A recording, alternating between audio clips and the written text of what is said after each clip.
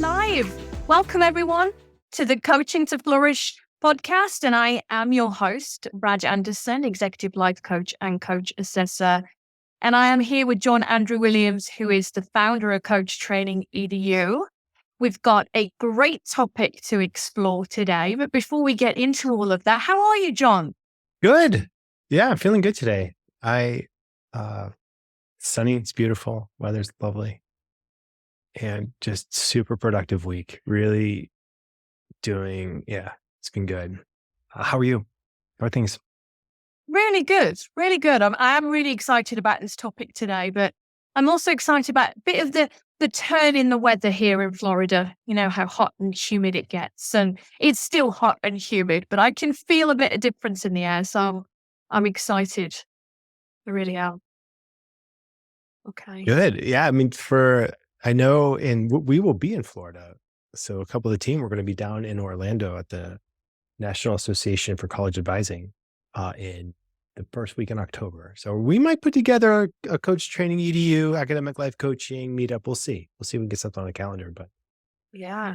we'll experience October in Florida. Yeah. You'll be in my neck of the woods. So, yes, we'll be chatting about that. But I'm going to shift us into the topic for today because, as I said, I'm really excited to talk to you about this, John. We're going to be focusing on assumptions and touching on beliefs and perspectives. I know that you have a lot to share with us on this. Yet, the first question I wanted to ask straight up is, what is an assumption?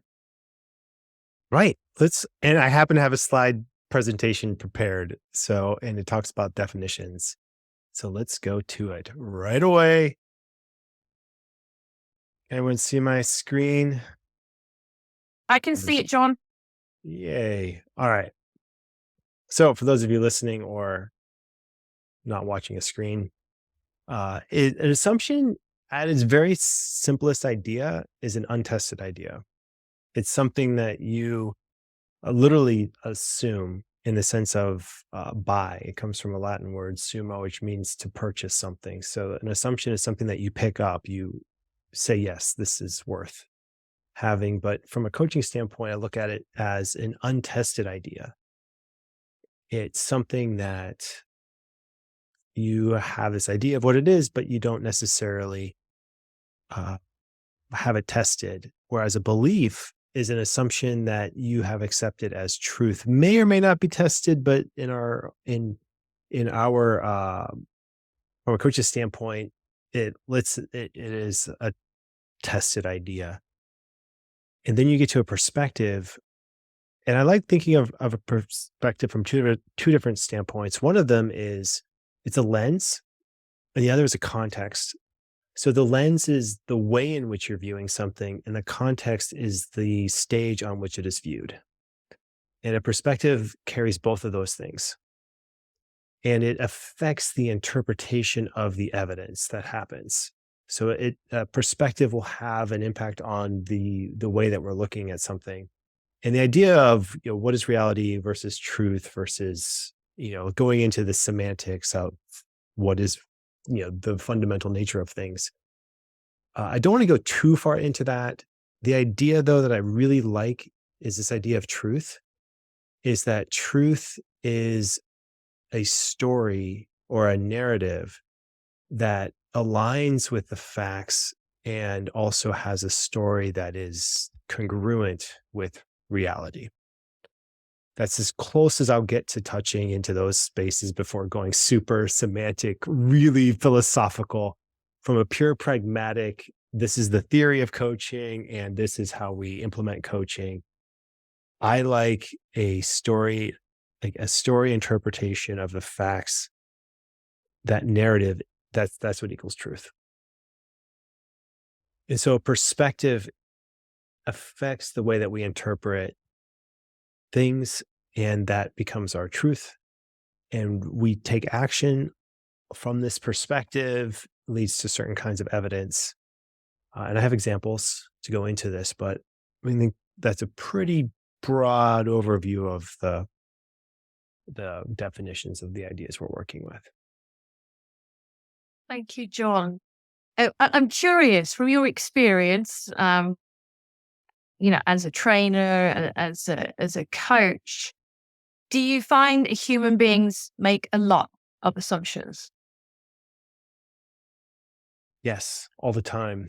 I mean, we are assumption machines. This is what our brains do. If you look at Kahneman's system, thinking fast and slow, the idea of system one versus system two thinking, our system one, that's its job, is to make wildly quick assumptions all the time. It's what human beings do. One of the big benefits of coaching is that you're having another human being listen to you very deeply and ask you questions that knock you out of your normal thinking, feeling patterns that help you question assumptions that you did not even know that you had.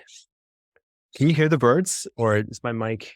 I Is it can, and they sound lovely. lovely? Yay! Because usually, sometimes they can't. It's I think it's a scrub jay and a blue jay communicating with each other. Wow, they do. They sound lovely, John. I can hear them. They're fun. They're fun. I wonder what they're saying. Wonder, what you can assume what they're saying to each other. Uh, and then the idea of, okay, so when we're training people to use the assumptions or use, perspectives, address limiting beliefs, I don't think it's that useful to try to accurately get these definitions in real time while you're coaching. How I use this in coaching is more around an awareness of, okay, this sounds like it might be an assumption, a belief, or a perspective. That's enough of a starting point for you to get curious and ask questions based on it. That's the practical use of, even having these definitions. And then you can even get, granular in the sense of, all right, so let's say someone has a certain perspective on something. You can go backwards in the chart and look at the question of, and I'll go to the chart. It's a flow. You can go backwards and say, okay, so what assumptions lead to this perspective? Or if you were to adopt this perspective, what actions lead from the perspective? It's useful to think of the chart and, think of these things all being linked together. Here, let me share my screen really quick because I know I'm jumping slightly ahead on this. So the idea here is, an assumption leads to a perspective, leads to an action, and it leads to evidence. When we're doing this coaching exercise with clients, I usually do a pair where one assumption might be a positive assumption, the other one might be seemingly a negative assumption. And then you can ask clients to go, based on this assumption, what perspective wants to happen? Based on this perspective, what action naturally wants to happen? If you follow through on these actions, what's most likely going to happen as your evidence, and how does that feed into the original assumption? The idea here is that human beings, we really, really like to have our assumptions be proven true, even if those assumptions go counter to our highest good or what we really, really want. So a lot of coaching helps people clear out those assumptions, address them directly, look at them directly, reorganize them, and then create action steps that are truly empowering and align with your highest goals. That's what this whole concept is about. Why do you think that is, John? Why do we want our assumptions to be proven to be true or hold on to them? That's a big question, right? I think there are lots of different reasons for different things. Like when someone actively wants someone else to fail quickly at something so that they move on to do something else. So a lot of times someone very close to you in your life might think, well, why are they starting a coaching career? I don't know anything about this coaching. It sounds risky. I am going to assume that's going to fail. And so they take a perspective of, I think this is going to fail. The actions might be withholding resources, like fully supporting and looking for evidence of, yes, see, they're stressed out. This person isn't able to set up their coaching practice, or they're not getting hired as a coach. And then they get their assumption to be proven to be true, which makes them feel better about themselves and the narrative that they have, that they can more accurately predict the future, which is what human beings love to be able to do. And the challenge then is, what happens when it's proven to be false? What happens when the person you think that did not establish a coaching career, what happens when they really do? Then all of a sudden, the original person has to, that original assumption has to be scrambled. There's a rewriting of it where it's like, oh, they just got lucky, or they just worked really hard, or I knew they'd pull it out, but I had my doubts. You can feel people once the truth is known, the assumptions often get rewritten really quickly, all in the service of protecting those original narratives. It's a thing. And you can see it real time in coaching sessions. You can see it real time in the relationships you have with people. Once you're able to see how these things feed into each other, it's not this, monolithic block of action, evidence, perspective, assumption. You can start to divide it and ask yourself, which of these four things do you need to focus on? Which of these four things can you see other people, and where they might not even see it themselves? And as a coach, you can start to ask very specific questions about each of these aspects of action, evidence, perspectives and assumptions. And John, you showed us a really great tool there. What helps a coach in a session to spot an assumption, or that the coachee or client is making an assumption? It's a great question. I think uh, whenever it feels like a client, let's say it might be stuck in a fixed or growth mindset, for example. Like, let's use this one. And I actually have this example queued up here in the slide deck, where you have this idea of, this is an assumption, a chart using growth mindset in one versus fixed mindset in the other. And the assumption here in growth mindset is that if you put in effort and hard work, you will incrementally become better. It's, effort is the thing that matters most, is the perspective of growth mindset. From a fixed mindset, the assumption is that we're all born with a fixed amount of talent. And the perspective is, I need to prove that talent by the outside evidence. So these two perspectives, assumptions and perspectives, lead to vastly different kinds of action. Even though that action might look very similar on the surface, over time, it does make a big difference. The growth mindset action that most likely comes out of this assumption and perspective is trying to focus on building a habit of putting in practice in work sessions, where you ask yourself, how can I create systems and habits that sustain my level of effort and work? That is a very growth mindset-y kind of action step. What this most likely leads to is consistent practice, consistent effort, and evidence of incrementally getting better, which then goes and feeds into that initial assumption. That's really useful to have in your back pocket. So from a coaching standpoint, when you hear a client focusing, let's say, on trying to win with as little effort as possible, you might want to break out the assumption chart and say, okay, let's look at this assumption. From a fixed mindset perspective, when you need to prove your talent, trying to win with as little effort as possible is the action step that makes sense if you're in a fixed mindset. You want to prove that you have as much talent, and you can prove you have the talent if you just put in as little effort as possible and get the best grade or get the best outcome. A lot of traditional school teaches students to do this. You want to get your grade with as little, get the best grade with as little effort as possible, so you have time for other things. From this fixed mindset perspective, the outside evidence matters a lot, because it all feeds back into, as a test of, do you have the innate talent or not in order to do these things. So this is where you see parents in sporting events completely freaked out with their elementary or middle schoolers' performance, because they are all in a fixed mindset and they really want their child to prove that they have a talent consistently. And you can just feel the fear emanating from them when when it's their child's turn to do the thing. But from a growth mindset, it doesn't matter. It literally does not matter. It's more what matters from a growth mindset is this habit, this session. So when you're working with a client, it's an example, it's an opportunity when you see something like this to be able to diagram it so that you can see so clearly how a growth mindset, the assumption of the narrative that we have for ourselves, that assumption definitely leads to a perspective, leads to different kind of action sets. It's a big deal to have this in real time in a coaching session.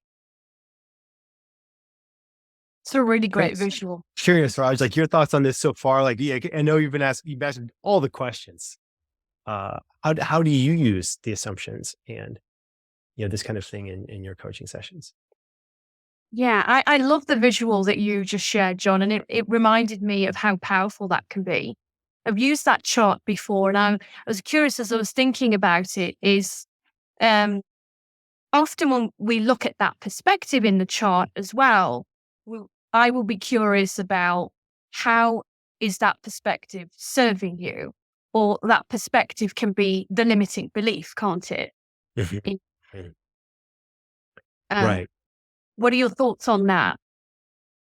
Yeah, exactly. So then once a coach gets familiar with the chart and feels their way around it intuitively, then you can look at limiting beliefs. They sort of have a red, just a red flag or red blinky light. It feels very much like a incongruence.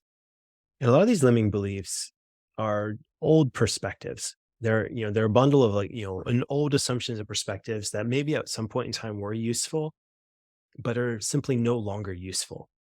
And a lot of what happens in a coaching session when you look at a limiting belief, like let's say the limiting belief is I am no good as a public speaker. Like, let's say that's a limiting belief. And so if you put that through the assumption chart, well, that assumption, I'm not good as a limiting, I'm no good as a speaker. The perspective is I'm looking for all of the reasons why that's true. The actions, most likely not, you're going to develop you know, a regular speaking practice or put practice sessions into that. And then the evidence will support that initial assumption. Yeah, I'm not a very great speaker. So, what's the usefulness of this? The usefulness might be all right. So, maybe in the short term, you accept this and you put your time and energy into networking, maybe one on one if you want to build, a career in coaching, or, you want to talk to a supervisor or get hired or something. And you really focus in on becoming an amazing coach and forget all about speaking for the moment. You just accept that and move on and you come to peace with that. That might be a usefulness for it. But it also might be useful to look at that and say, what if I am a great speaker and I adopt a growth mindset about it and I give myself a year in practice and see where I land? I really want to be a good speaker. That might be a really useful perspective to adopt and get you out of that space of being, get you out of that limiting belief space of, whether a good speaker or bad speaker. It almost doesn't matter from a growth mindset. It's more of how willing are you to put in the effort to become a great speaker? Yeah. That's the question. So from a limiting belief perspective, it's usually you explore. I mean, as a coach, I explore, okay, what's the usefulness of this limiting belief? What's the opposite in terms of the directional opposite? Explore that. And then you can also get the context opposite. Or if you change the context completely, for instance, going to a growth mindset, what matters? And then the question then becomes, are you willing to put in the work to make it work? It's actually incredibly powerful tool, isn't it? It's mind blowing. I know when I've done this myself, when my coach has worked with me on this, it's the light bulbs that take place for a start. As you said, there are assumptions that you don't know that you've had, or you catch, and those limiting beliefs. But there is always such a shift of energy after this tool, isn't there? Because Mhm. people feel so much more empowered, or that they can take charge or ownership of something that they might have known a bit about, but they felt stuck. That's what excites me about this tool. Yep. Yep. Yeah. But I have a question for you regarding assumptions, but coaches. So, occasionally when I'm assessing coaches, I can hear coaches make an assumption about the coachee or client, or it can sound like they're leading. And I actually had an experience myself where I was in a small group mentoring session. One of the coaches was coaching me, the other was listening in. Um, and in some of the questions and feedback they gave afterwards, I could hear assumptions that they had made in who they think they know me to be. Mm. Mm-hmm. Which for me, as a person on the receiving end, felt a little bit frustrating. I didn't quite feel understood because there were assumptions about who who we think you are, who we see that you could be. Maybe there's some projections, personal perspective, own map of the world. So, how can coaches themselves avoid the assumptions pitfall when they are coaching someone? Mm-hmm. I know what you're talking about, and I've heard it too. Often in the training, when you're assessing and being assessed as a coach, I feel like it's an opportunity because as a coach, you're listening and then you're having to respond with a question. And there's definitely assumptions that a coach has to make to ask powerful questions. And from an assessor standpoint, people going through the training have to understand we've been through this. Like we've done thousands of hours of training, thousands of hours, probably, probably led thousands of hours of training at this point, but we've coached thousands of hours. We listen maybe to hundreds of hours of other people coach. Uh, It is very easy to hear the assumptions that someone is making based on the questions they ask. Extremely easy. And I think one of the benefits of being coach trained is you have someone listening to you, and those assumptions that you have that you don't even know you have are going to come out when you try to coach. And it's a benefit. You want these assumptions to come out. You need these assumptions to come out in order for you to look at them and to be able to redesign them.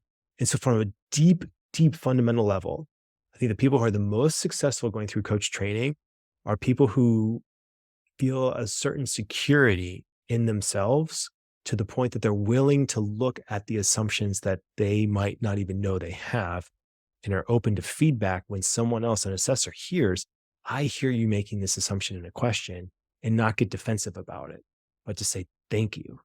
That's useful information that I can use to change. And so, from a coach training perspective, a deep fundamental assumption that we make about humans is that human beings want to do the best, and human beings, when they are aware of things they can do better, will easily make changes or can easily make changes once they are aware of the assumptions that they're making. Because bringing it to consciousness, seeing it, making a different choice, and letting it settle back down. And that's the work of coach training. That's the work of coaching.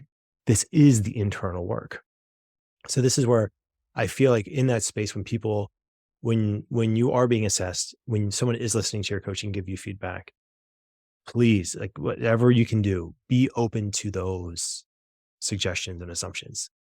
They will grow you. The assessors know what they're talking about. It's very easy to hear these assumptions. And you want that. You want that.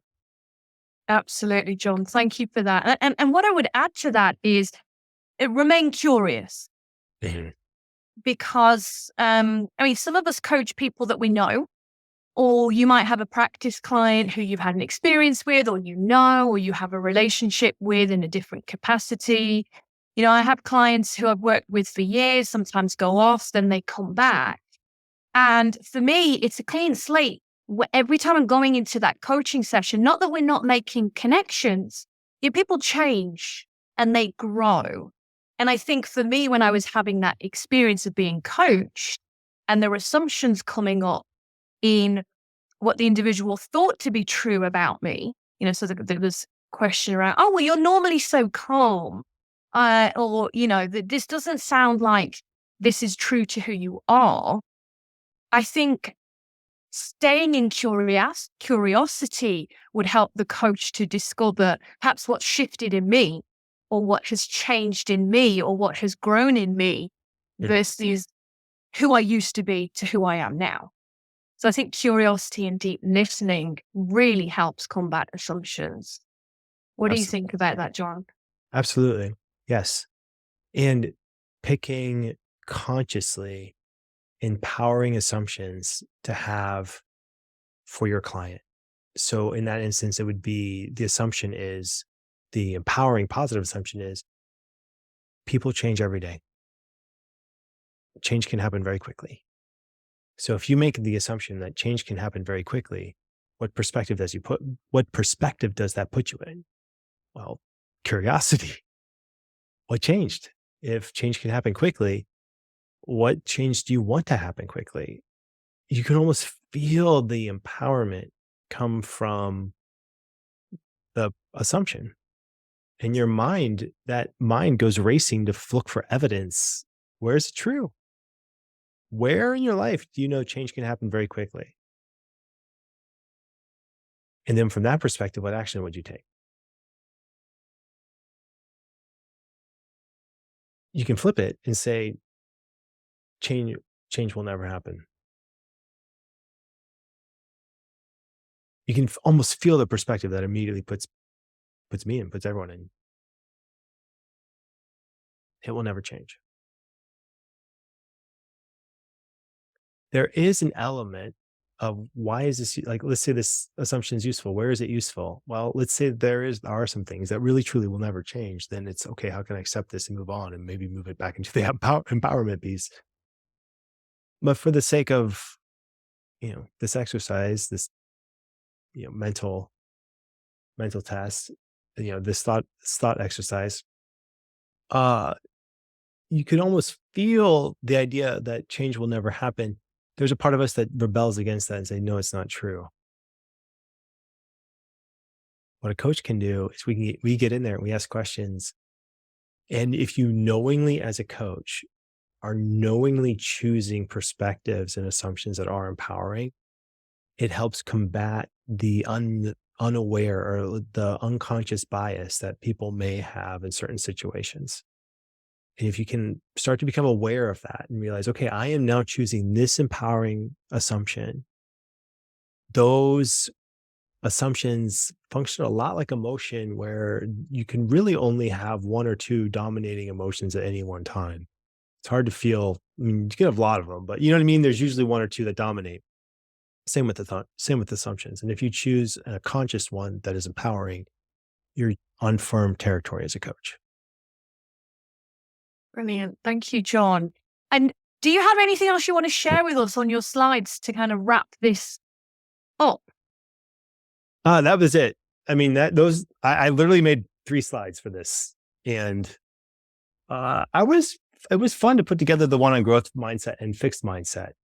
I have not put that together with the assumptions, on the slide thing. I've done it with clients, but not in this visual form like this. And it was good, even just to do that really simple exercise to realize, wow, like the action, like what is the action of a growth mindset? And it really is focusing on, are you building the habit in the system in order to make sure that you continue to put in effort versus trying to win with as little effort as possible? Then you can ask yourself, what's the balance in your life? Like, how much are you putting in, what percentage of your effort is trying to build structures and systems to continue to put in effort versus how much of your life is trying to win is with as little as possible. So, John, if you would to give us, I love it. It's got me thinking and reflecting. And if you were to give us a question to reflect on, all of us, on assumptions, what is a question that we could be asking ourselves? I think, how is this assumption useful? It's a helpful question, almost ask at all points in time. Like even the negative ones, how is this useful? And then if it's not, set it aside. Choose different.